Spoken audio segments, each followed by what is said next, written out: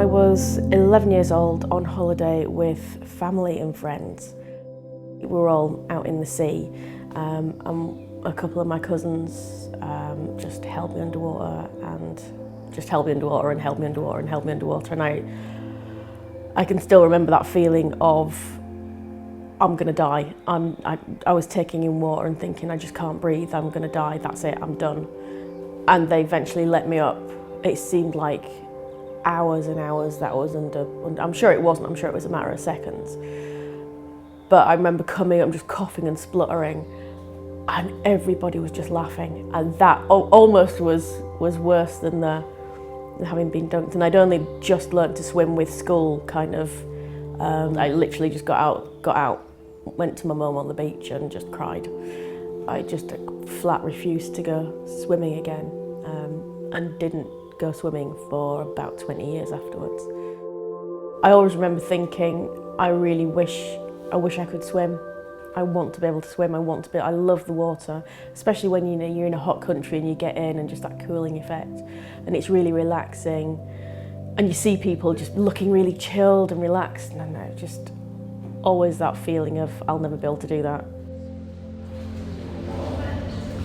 It's nice. Is it cold? Yeah, cold, it's very feel weird. that sensation of cold in the chin. It's quite refreshing. It's quite warm in the pool today.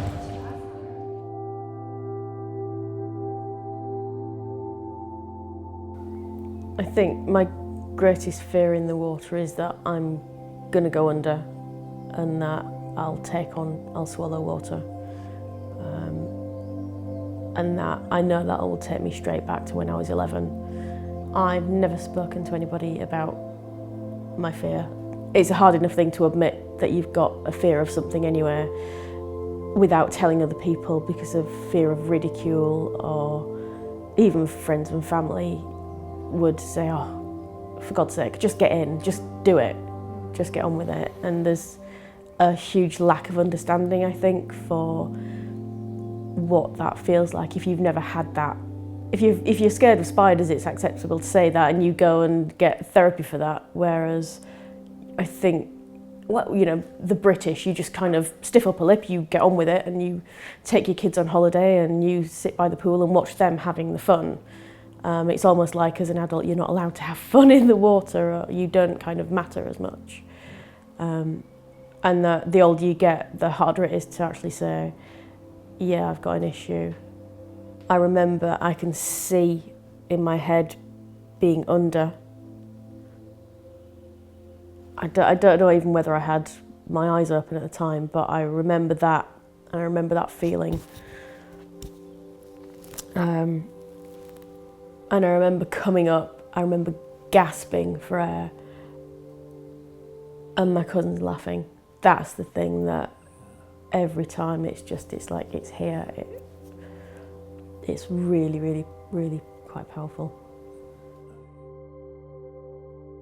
What was it about me that made me so scared of water that I don't really want to go anywhere near a pool or the sea?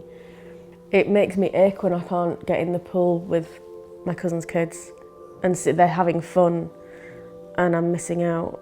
I'm not a mum, but I still get that feeling of there's something a bit more to be had out of life, and you just can't, you don't get that. Sorry, it's just missing out. I don't want to miss out anymore.